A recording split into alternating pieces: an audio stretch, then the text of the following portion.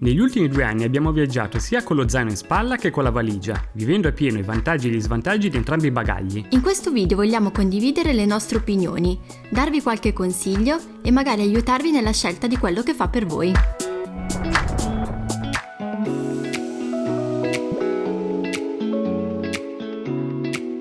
Eccoci ragazzi, iniziamo il video di oggi presentandovi i 2 protagonisti. Ma prima di continuare ci teniamo a precisare che sia gli zaini che la valigia sono stati acquistati con i nostri soldi e che nessuno dei 2 brand che andremo a citare ha sponsorizzato questo video, quindi infatti quello che diremo è basato sulla nostra reale e sincera esperienza. Il primo che vi presentiamo è il nostro zaino. Noi utilizziamo uno zaino Osprey modello Farpoint. Per me 55 litri e per Salvatore 70 litri e dobbiamo dire che con questo modello ci siamo trovati benissimo. L'abbiamo scelto per alcune caratteristiche. La prima è che si apre praticamente come una valigia, quindi si può accedere e vedere comodamente quello che c'è al suo interno. E il secondo motivo è perché ha questo zainetto compreso che si può agganciare e sganciare comodamente con una cerniera e anche agganciare davanti, quindi è molto comodo. La seconda protagonista di oggi è la mia valigia rossa della Roncato, è una taglia media, circa 80 litri, tra l'altro si possono anche espandere fino penso a 90-93 litri, classica valigia in polipropilene, 4 ruote e al suo interno divisa in 2 scompartimenti principali. In entrambi i metodi di viaggio, in entrambi i bagagli abbiamo utilizzato gli organizer da viaggio, che per chi ancora non li conoscesse sono una bomba ragazzi, noi ci siamo trovati benissimo. Sì, tra l'altro Valentina all'inizio era scettica, ma quando li ha provati adesso non può più farne a meno. Sì, sono praticamente questi astucci di varie dimensioni che possono contenere vestiti, intimo, c'è il sacchettino per le scarpe, per la biancheria sporca e ve li consigliamo. Noi li abbiamo acquistati su Amazon e non costano neanche tanto. Quindi, fatta questa introduzione, adesso ci addentriamo nel tema di questo video, dove infatti vi raccontiamo cosa ci è piaciuto di più e cosa ci è piaciuto di meno, sia di viaggiare con gli zaini che dalla valigia. Iniziamo con lo zaino. Uno dei grandi vantaggi del viaggiare zaino a spalla è appunto nella flessibilità e nel rendere dinamici gli spostamenti. Infatti basta caricarselo in spalla, regolare la cintura appunto che scarica il peso in vita e si parte. Si abbattono praticamente tutte quelle barriere architettoniche come gradini, scale, eccetera. Marciapiedi. E soprattutto si hanno le mani libere, che è una cosa fondamentale.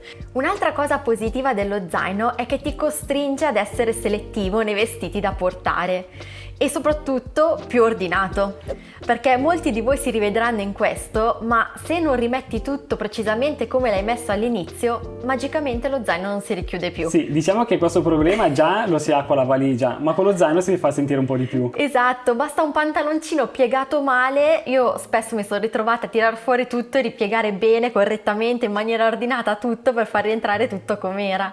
Ed è pazzesca questa cosa, ti costringe veramente ad essere ordinato e a fare una grande selezione prima della partenza. Sì. Gli svantaggi dello zaino sono, uno tra questi è che non è imbottito, anzi proprio per nulla. Infatti se al suo interno mettete qualcosa di un po' più fragile o delicato, c'è un alto rischio che questo si possa rompere. Oltre al fatto che, non essendo impermeabili, dovete sempre avere una sacca che lo rende poi impermeabile, ma se lo appoggiate a terra o metti caso che lo mettete nella stiva di un pullman e c'è una perdita, ma anche semplicemente del condizionatore, come è successo su qualche pullman, c'è il rischio che comunque vi bagni e si impregna la roba del suo interno. Fin quando è acqua questo diciamo passa, però se è qualche altro liquido potrebbe rendere un po' la situazione... Latte, come ci è successo in Cambogia. Esatto, questo potrebbe rendere un po' la situazione spiacevole.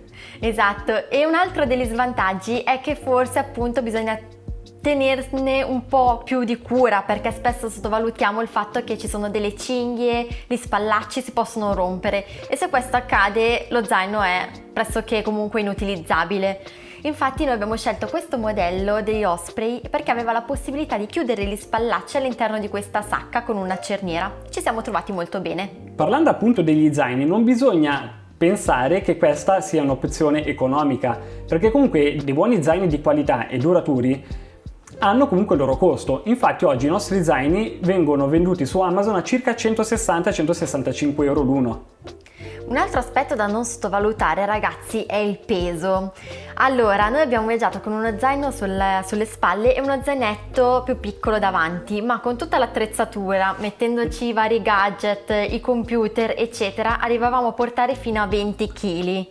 E davvero, cioè, anche per noi, gente sportiva, comunque abituata e anche piacevolmente allo sforzo, perché lo vedevamo come un allenamento, però ragazzi, 20 kg sulle spalle si fanno sentire, e soprattutto si fanno sentire perché non dovete sottovalutare che se viaggiate come noi al caldo, ragazzi, suderete sempre, un sacco, sempre, davanti e dietro, infatti dovrete convivere con una maglietta bagnata. Sì, infatti se voi portate il secondo zaino, lì si perde il vantaggio di avere le mani libere, perché comunque avere il secondo zaino davanti vi rende comunque un po' goffi e impacciati nei movimenti, quindi quell'agilità che offre lo zaino, se avete anche lo zainetto davanti, un po' si perde. Sì, è un po' limitata. Per quanto riguarda invece la valigia, tutti gli svantaggi che troviamo nello zaino qui diventano dei vantaggi. Uno, perché la valigia, questa è rigida e quindi protegge meglio le cose al suo interno. È più facile da pulire, quindi basta un panno sia all'interno che all'esterno e torna come nuova sempre. Sì, è impermeabile e si può organizzare meglio lo spazio al suo interno grazie alla sua forma squadrata. Inoltre si abbatte un pochettino il problema del sudore e del caldo, perché appunto la valigia non dovete caricarvela in spalla ma solamente trascinarla, e al massimo avete solo lo zainetto sulle spalle. Sì, a differenza dello zaino dove avete entrambe le mani libere, qui però una è appunto impegnata a tirarvi la valigia dietro, ecco. Sì, e non è sempre una cosa semplice, perché dovete fare i conti con i marciapiedi con i buchi, i gradini e le scalette magari per salire sulla barca.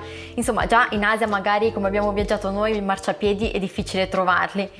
Diciamo che con la valigia È un po' questi più problemi impegnativo. si fanno sentire. Inoltre uno dei grandi svantaggi della valigia è che comunque è molto ingombrante, ha le 4 ruote, è molto rigida, quindi richiede il suo spazio. Inoltre uno svantaggio della valigia è che tendete ad accumulare magari un po' più roba, appunto perché è più capiente dello zaino. Quindi se lo zaino vi rende un po' più selettivi perché il suo spazio è più limitato, nella valigia c'è sempre posto per quella cosa in più che dopo 6 mesi di viaggio vi rendete conto che effettivamente non vi è mai servita. Quindi ragazzi, come avete visto dalle nostre considerazioni, non c'è un vero e proprio vincitore tra zaino e valigia, tutto dipende da che viaggio dovete affrontare. Sì, infatti ad esempio, se viaggiate tanto in ostello, dove gli spazi sono ridotti, magari state anche incamerate, ovviamente la valigia è ingombrante, quindi diciamo che lo zaino si addice di più a questo contesto. Noi personalmente viaggiamo sempre in hotel o bed and breakfast, comunque camera privata, ed effettivamente per noi la valigia diventa comunque comoda, o non sentiamo, diciamo, l'ingombro o il disagio della valigia, ecco. È vero anche che lo zaino grida libertà e avventura, infatti spesso i viaggiatori nei film sono rappresentati con lo zaino in spalla, però nella realtà poi non è sempre così. Quello che vogliamo dire è che per essere un vero viaggiatore non per forza dovete viaggiare con lo zaino, ma semplicemente scegliere il metodo che più si addice alla vostra personalità e al vostro stile di viaggio. Insomma, dovete essere comodi. Se siete Esatto. comodi con quello con cui state viaggiando, è stata la scelta giusta.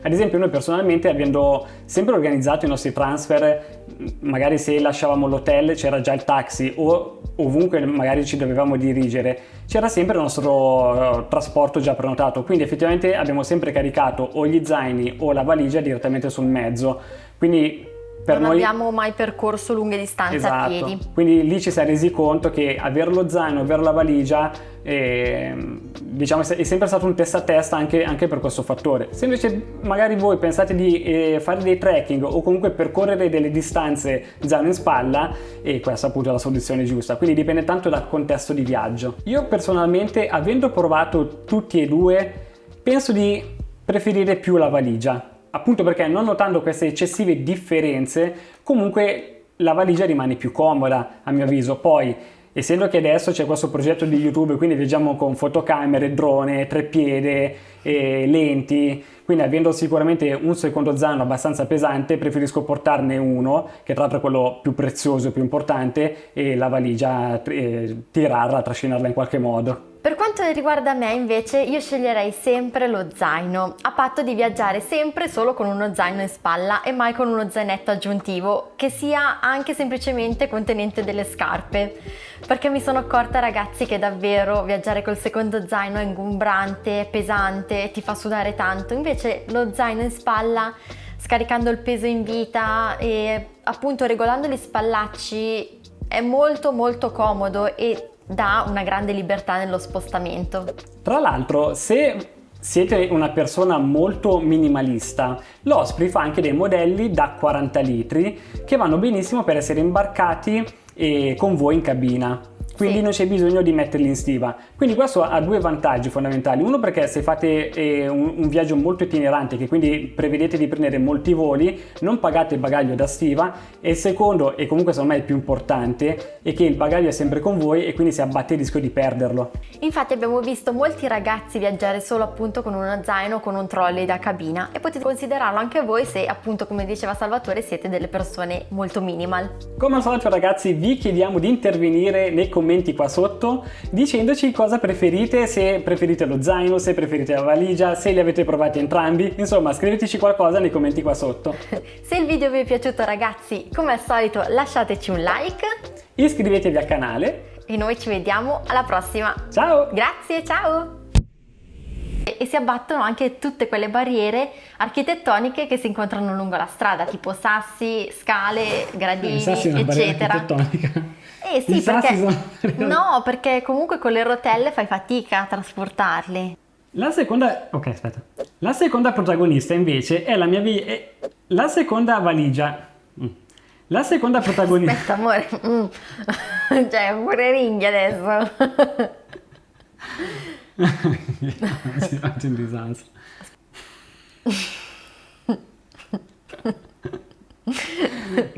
Quanto sei forte. Dai, che adesso mi viene il sorriso plastico. Anche a me. Vado? Chuck 86. Tesoro, mi viene da ridere. Senti, inizia tu intanto che ridi. Allora, sicuramente uno dei grandi vantaggi di viaggiare con uno zaino